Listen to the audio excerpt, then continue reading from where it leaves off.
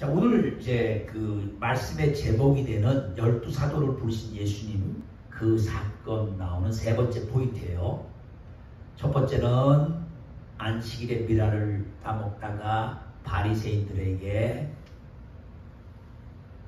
안식일법을 어겼다고 비난받던 제자들을 변호하시고 안식일의 주인이라고 선포하신 예수님. 두 번째는 안식일에 병자를 고쳐서 안식일법을 어기나 보려고 하는 바리새인과 서기관들에게 일부러 보라는 듯이 오른손 많은 자를 일으켜 세워서 그 병을 고치면서 안식일에 선을 행하는 것이 옳으냐 악을 행하는 것이 옳으냐 생명을 구하는 것이 옳으냐 그렇게 물으시면서 생명 구하고 선을 행하는 것을 말씀하시는 이 예수님이 이제 12제자를 뽑는 사건이 오늘 말씀 세 번째 포인트인 12절부터 19절까지 나옵니다.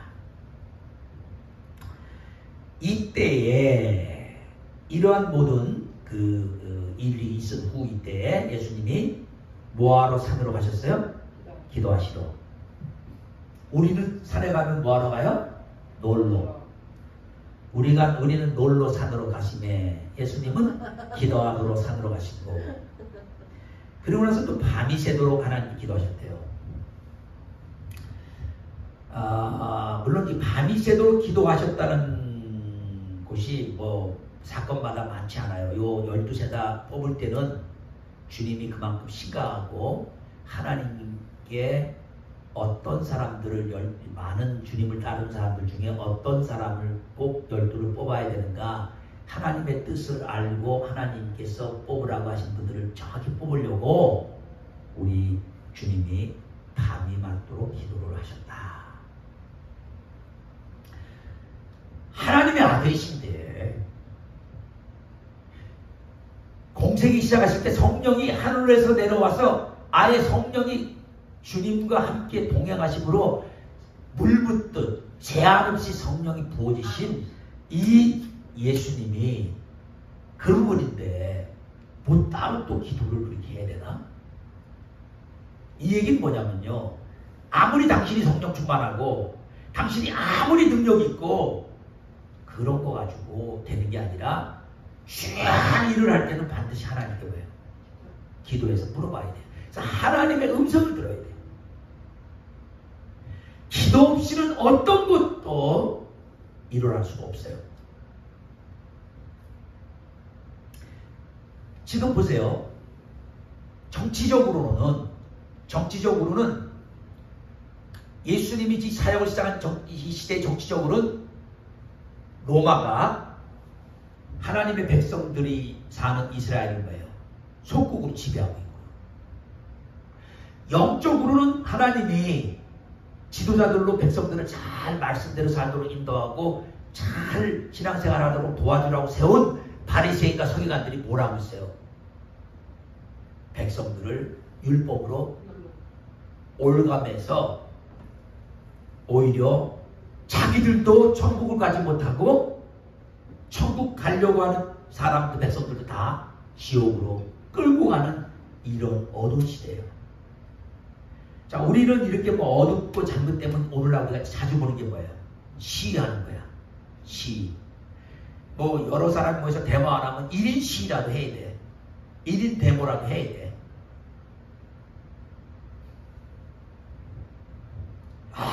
갈아보자, 치워보자. 뭐 막 그냥 막 이런 쪽에 우리는 관심이 많아. 뭐 예수님도 얼마든지요. 선동해서 백성들이 예수님 따라다니는 메시아 뭐 아닌가 뭐예요. 백성들을 선동해서 데모를 일으키게 하고 로마 군사들을 쫓아내는 일을 하고 막 뭐 게릴라전을 하고 또 바리새인들 서기관들 잡아다가 어떻게든지 힘 못 쓰게 하고 뭐 별의별 거 다 할 수 있어요. 그런 식으로. 근데 예수님은 아니다.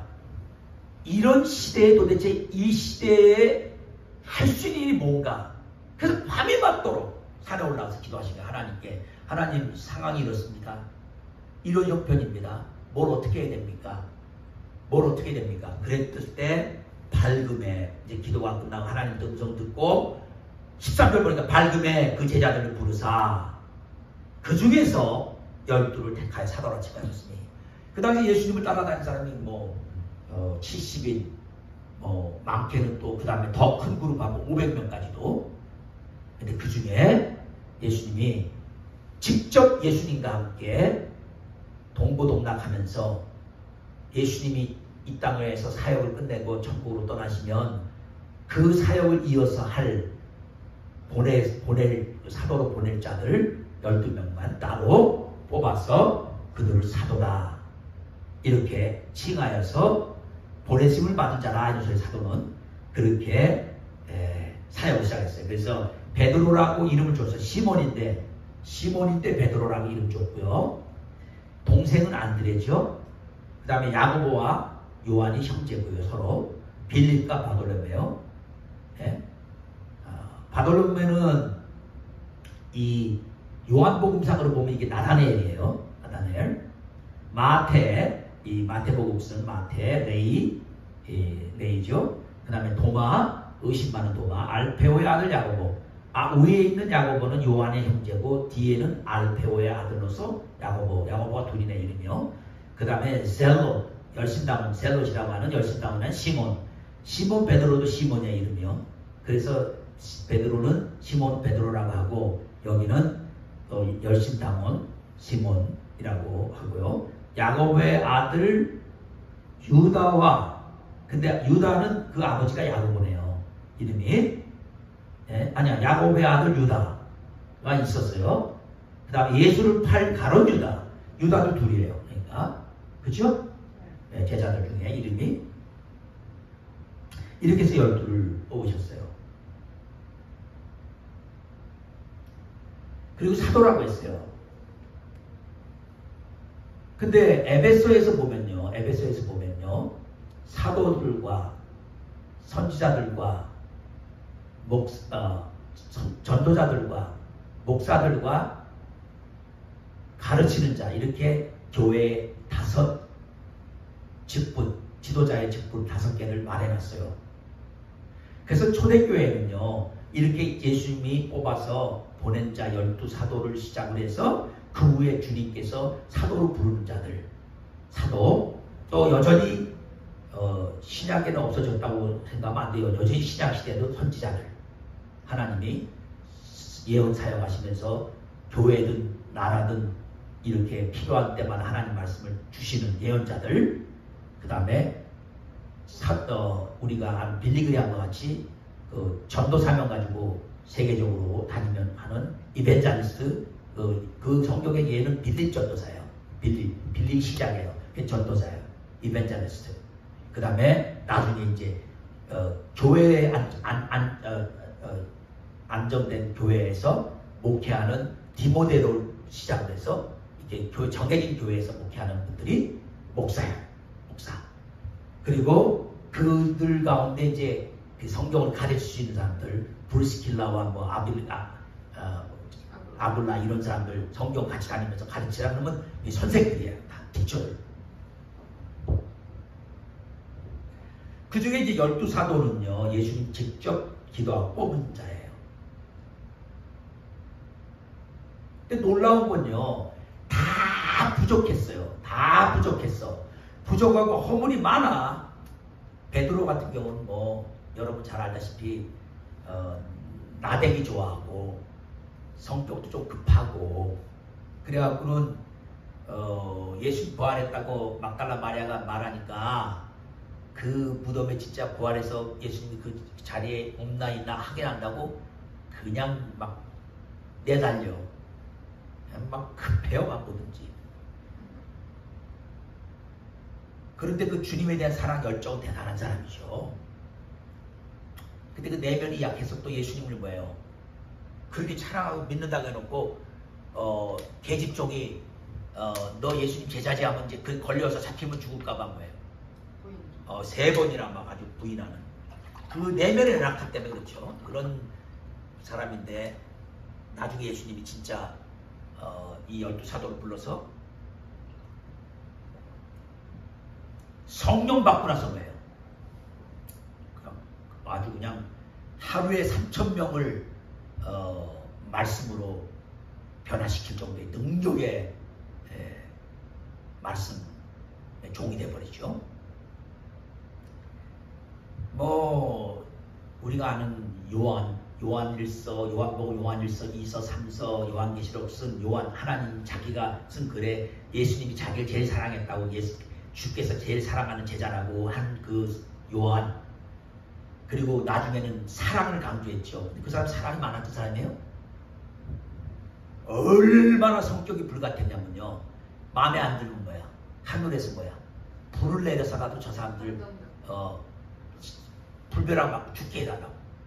우리랑 같은 그룹이 아니면 저 사람들은 안 돼. 그냥 굉장히 그 익스클루시브하고 그 독단적인 그런 사람들이죠. 근데 그렇게 하나님 변화시키셔갖고 사랑의 사도 다 바꿔놨어요. 부족한 사람들을. 근데요, 이 12 중에 누가 제일 똑똑하냐면 가룟 유다가 제일 똑똑했어요. 인간적으로. 이 가룟 유다가 똑똑한 그 똑똑함으로 아무리 생각해봐도 예수님이 결국은 로마가 지배하는 이 시대에 결국 예수님은 잡혀서 죽을 것 같거든요. 그럼 마지막 순간에 뭐야? 다 망하는데 돈이라도 좀 챙기자. 어차피 예수님은 잡혀 죽을 건데. 그래서 가룟 유다가 은 30냥에 예수님 팔지요. 자, 나머지 부족한 사람 11명은 다 예수님이 도와주고 바뀌고 해서 나중에 변화되고 성령 받고 위대한 사도들로 쓰임받았는데 12 중에 하나인 가룟 유다는 뭐예요? 또 실패해요. 자, 여기서요, 우리가 냉정하게 생각해야 돼요. 우리가 사역 속에서 예수님, 하나님의 아들이고 말씀으로 우주를 창조하신 하나님 그 자체 되신 분이 직접 기도하고 하나님의 음성을 듣고 밤이 맞도록 기도해서 뽑은 제자 중에 하나가 뭐예요? 예수님 배반하는. 그러니까 우리는 좋은 걸만 기대하지만, 그래서 꼭 교회 역사에서는요, 밖에 있는 사람의 핍박보다 항상 뭐예요? 안에서 이런 일이 벌어져요. 이것도 예수님의 사역 중에 중요한 부분이기 때문에 하나님께서 이렇게 허락하셨어요. 그러니까 우리가 주님의 사역을 하면서 성공한 11 사도들만 있었으면 얼마나 좋겠어요. 그러나 가슴 아프게 배반하는 그러한 사도도 나온다는 거예요. 중요한 건 이렇게 해서 예수님이 이 땅에 계시는 동안에 하실 사역을 이 사도들인 뽑은 12 사도를 통해서 계속해서 그 일을 행하시려고, 그렇게 함으로써 직접적으로 로마와 싸우고 타락한 바리새인들과 서기관들과 싸우는 이런 일을 한 게 아니라 선한 일을 계속해서 뭐예요? 해나가심으로써 이미 지배하고 있는 악의 세력을 서서히 뭐예요? 물리쳐 나가시는 거죠. 17절부터 19절에 보니까 예수님이 12를 뽑아갖고 그들과 함께 사람들을 어떻게 돕고 있는가를 보여주는 거예요. 평지에 내려왔는데 제자의 많은 무리가 예수님의 말씀을 듣고 병 고침을 받으려고 유대 사방과 예루살렘과 두로와 시돈의 해안으로부터 온 많은 백성이 있더라. 그러니까 정말 이제 많은 사람이, 점점 사람이 많아지니까 예수님이 스스로 혼자만 지금까지 치료하셨는데 이제는 이 12 제자와 함께 이 사역을 해나가시는 거예요. 그래서 더러운 귀신의 고난받는 자도 고침받고, 꼭 예수님의 사역에는 시작이 뭐예요? 귀신 들린 사람이 치유받는 거예요. 그러니까 영적인 싸움. 그러니까 오늘날도 똑같아요. 오늘날도 똑같다고요. 역사가 일어나려면 예수님이 그 자리에 강력 역사한다는 것이 나타나는 건 다 뭐예요? 귀신 들린 자가 고침받는 거예요. 여기 19절 보니까 온 무리가 예수를 만지려고 힘쓰는데 예수님 한번 만져보려는 거예요. 왜냐하면 예수님 근처 가니까 능력이 막 예수님께서 나오거든요. 능력이 나와서 모든 사람을 낫게 한대요. 자, 그러면요, 여러분, 예수님이 공생이 시작하기 전까지는 예수님이 아무리 있어도 주위에 예수님을 알고 예수님하고 지내도 뭐예요? 아무런 일이 안 일어났어요. 예수님 세례 요한에게 세례받고 물에서 나올 때 성령이 임하고 나서부터 뭐예요? 성령이 그냥 그렇게 기름을 쏟아서 붓듯이 계속 그냥 부어지고 있는 거예요. 예수님께 성령이 부어지고 있는 거예요. 그러니까 이 능력, 사람을 낫게 하는 능력이 예수님께 나오는 것도 지금 사실은 예수님, 여기서 보니까 예수님께서 모든 사람을 낫게 하는 것이 예수님께로부터 나온다는 게 정도, 이건 결국 뭐예요? 성령께서 예수님을 통해서 이 치유의 능력으로 뭐예요? 모든 사람이 나가고 있는 거예요. 그러니까 똑같아요. 예수님이 떠나고 나서 제자들이 성령 받고 성령의 능력이 사로잡히니까 예수님의 제자들을 통해서 뭐예요? 병든 자들이 고쳐지고, 심지어 나중에는요, 사도 베드로나 또는 바울 같은 경우는 직접 베드로와 사도 바울이 손을 대지도 않고 만지고 몸이 닿지도 않는데 그들이 입었던 에이프론, 또 심지어는 베드로의 그림자만 닿아도 병이 났어요. 아멘. 다 그것이 뭘 말하는 거예요?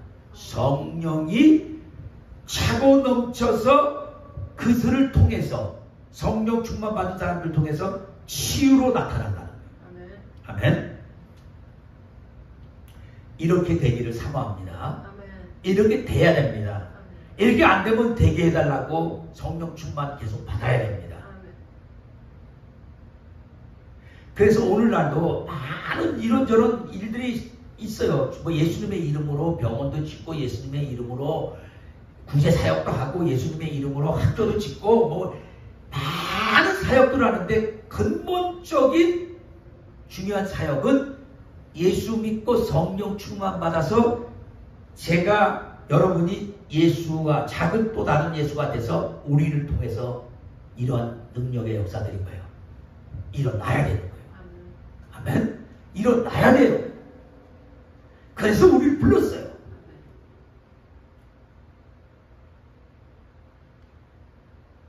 기회라는 대로 제가 이 부른 12사도만으로 끝난 게 아니라 지금까지 기독교 역사에, 교회 역사에 얼마나 많은 사람이 그렇게 쓰임받았는지 몰라요. 근데 거의 대부분의 경우 뭐예요? 인간적인 능력이 부족하고 배운 것도 부족하고, 이런 사람들이 더 강력히 사로잡혀 쓰임받았어요. 우리가 하나님이 이렇게 쓰시려고 하는데도 우리가 그런 거는 예수님 시대에 12제자 사도 때 끝났어. 성경 말씀이 그때는 없었기 때문에 그런 능력 보여주는 걸 해보고, 이제 성경이 완성이 돼서 66권 성경이 딱 이루어져 있기 때문에 지금은 그냥 말씀으로만 역사하지 그런 건 아니야. 그 사도행전의 2장 역사는 단회성이야, 성령 받은 거는.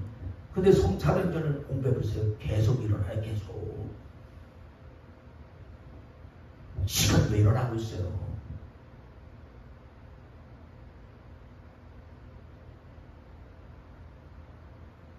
아멘.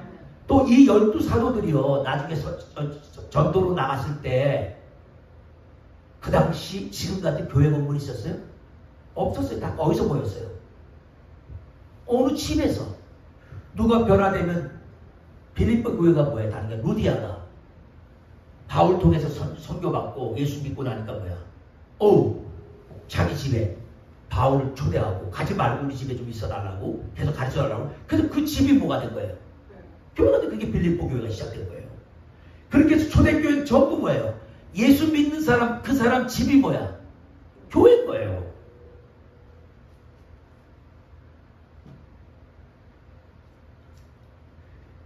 외형적으로 말할 때 우리가 예루살렘 교회라고 말했지만 예루살렘 교회가 어디가 따로 있었어요? 건물이 있었어요? 뭐가 있어? 없어요.